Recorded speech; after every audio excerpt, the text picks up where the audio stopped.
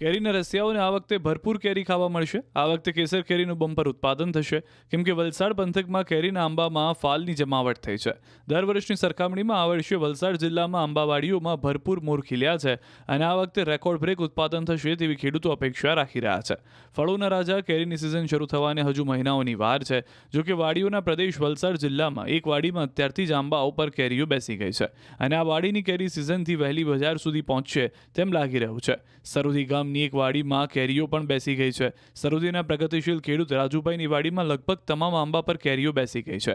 કેરીની season April મહિનાના અંત અને મે મહિનાની શરૂઆતમાં થતી હોય છે, પણ યોગ્ય માવજન અને સારા હવામાનને કારણે આ આંબાવાડીમાં ફેબ્રુઆરી મહિનામાં જ કેરીનો પાક તૈયાર થઈ જાય તેવી શક્યતાઓ વર્તાઈ રહી છે. વલસાડ જિલ્લામાં 30,000 હેક્ટરથી વધુ વિસ્તારમાં આંબાવાડીઓ આવેલી છે. આંબાઓ મૂળથી લચી રહ્યા છે. આથી ગયા વર્ષની સરખામણીમાં આ વખતે જિલ્લામાં કેરીનું રેકોર્ડ બ્રેક ઉત્પાદન થશે